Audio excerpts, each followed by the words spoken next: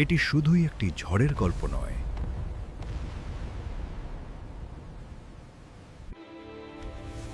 এটি হলো ঈমান আর ধৈর্যের এক চরম পরীক্ষার কাহিনী। ৯৫০ বছরের অক্লান্ত পরিশ্রম, এক বিশাল নৌকা, আর এমন এক মহাপ্লাবন যা পুরো পৃথিবীর ইতিহাস বদলে দিয়েছিল। কিভাবে শুরু হয়েছিল হযরত নূহ আলাইহিস সালাম এর এই কঠিন সংগ্রাম, আর কেন এসেছিল সেই ভয়ঙ্কর আযাব? আসুন ফিরে যাই ইতিহাসের সেই পাতায়।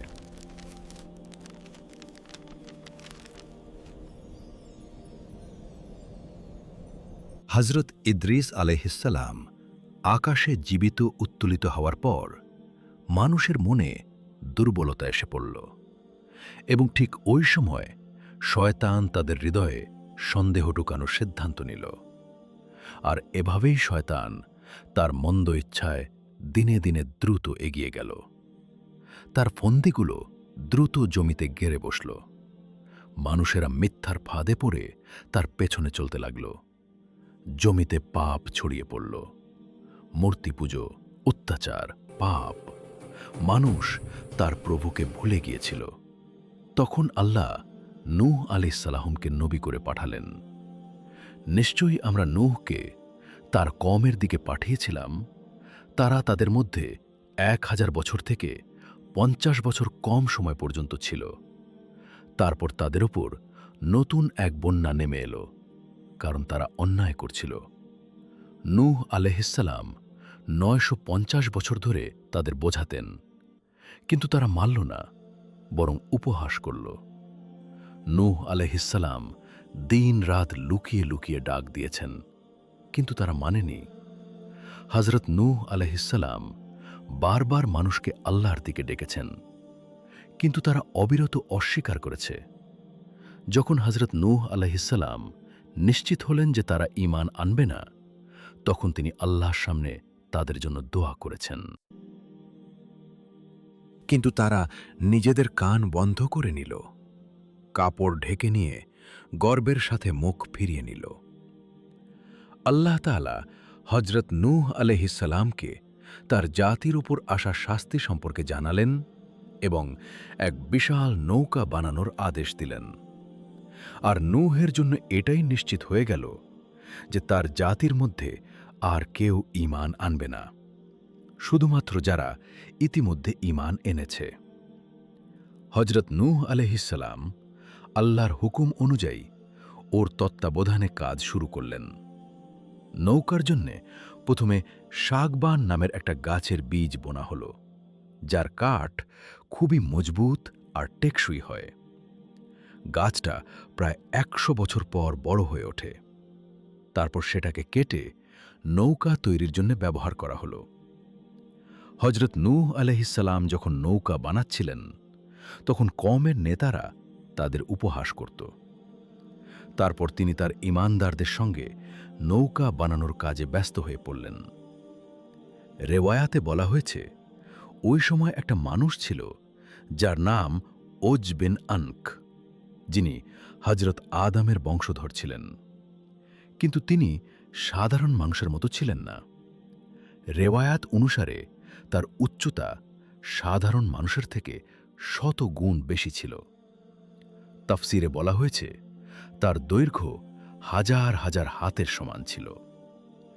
মেঘ তার কাঁধ ছুঁয়ে যেত। ওজ বিন আনক ছিল এক শক্তিশালী মানুষ। ইসরায়েলি রেওয়ায়েত বলে, হযরত নূহের যুগে ওজ বিন আনক জীবিত ছিল। সে নৌকা বানাতে সাহায্য করত, কিন্তু বিশ্বাস আনেনি। এই মহান নৌকা বানাতে প্রায় ১০০ বছর লেগেছিল। নৌকা বানানো শেষ পর্যন্ত পুরোপুরি তৈরি হয়ে গেল। নৌকাটির ৩টা ভাগ করা হয়েছিল।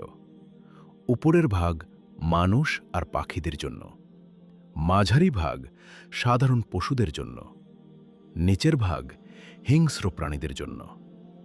হযরত নূহ আলাইহিস সালাম আল্লাহর আদেশ অনুযায়ী নৌকা তৈরি করলেন, যাতে আযাবের সময় মুমিনরা নিরাপদে থাকেন। আর তারপর সেই দিন আসবে যার প্রতিশ্রুতি দেওয়া হয়েছে। গ্রামের এক পুরনো তন্দুর থেকে হঠাৎ পানি ফুঁকতে শুরু করল। মানুষরা আতঙ্কে একে অপরকে দেখল। তাদের মুখে ভয় আর বিস্ময় ছেয়ে গেল এবং গ্রামে হঠাৎ হইচই পড়ে গেল। সবাই একে অপরকে ঠেলে ঠেলে দৌড়াতে লাগল। তারপর আল্লাহর আদেশে প্রতিটি প্রাণীর পুরুষ আর স্ত্রী জোড়া হযরত নূহ আলাইহিসসালামের নৌকায় উঠল, যেন প্রকৃতি রাব্বের আদেশ মেনে নিয়েছে। তারপর আকাশ কালো হতে শুরু করল, মেঘ গর্জন করতে লাগল আর ঝড়ো বৃষ্টি পড়তে শুরু করল। মাটির গর্ত থেকেও পানি ফুটতে লাগল। এমন লাগছিল যেন আকাশ আর মাটি দুজন মিলে পানি ঝরাচ্ছিল। পানি তাড়াতাড়ি বেড়ে যেতে লাগল। মাটির ঘর আর গলিগুলো সব ডুবতে লাগল।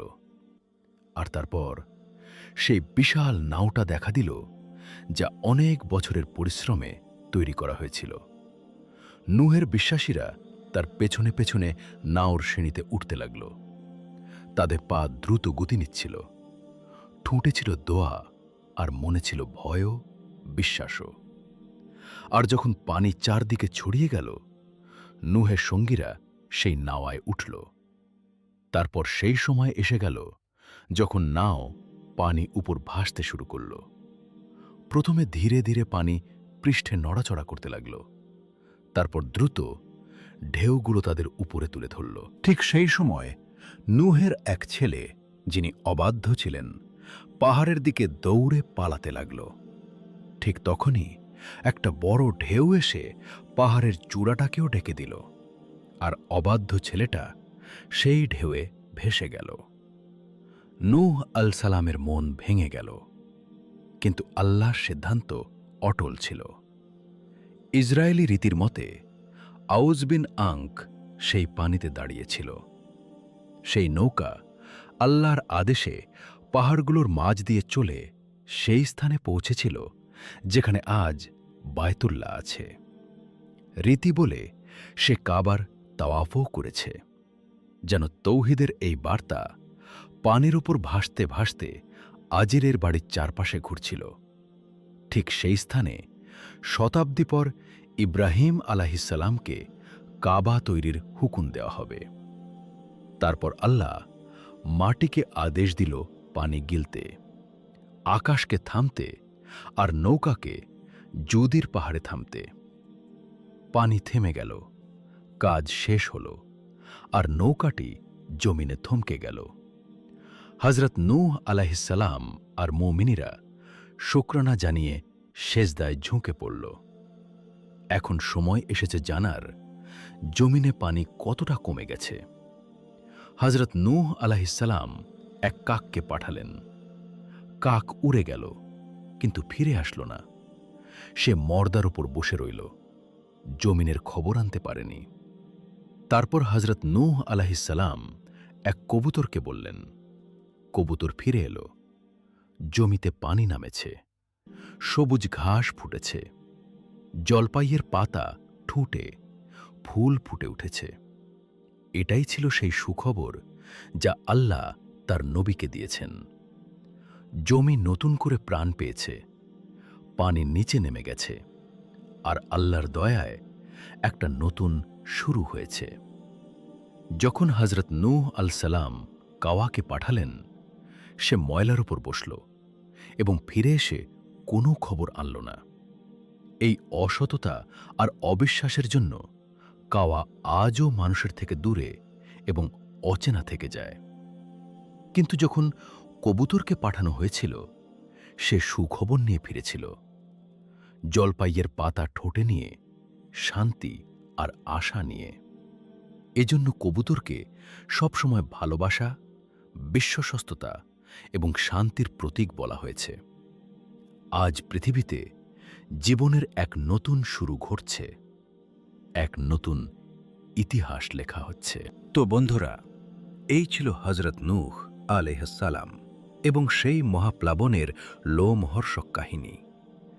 এই ঘটনা আমাদের শেখায় যে অহংকার পতনের মূল, আর বিশ্বাসী হল মুক্তির একমাত্র পথ। আল্লাহর রহমত কেবল তাদের সাথেই থাকে যারা সত্যের পথে অটল থাকে। ভিডিওটি ভালো লাগলে অবশ্যই লাইক দিন এবং শেয়ার করুন। নবী রাসূলদের জীবনী এবং ইসলামী ইতিহাসের আরও এমন অজানা কাহিনী জানতে আমাদের চ্যানেলটি এখনই সাবস্ক্রাইব করুন। দেখা হবে পরের ভিডিওতে, ইনশাআল্লাহ।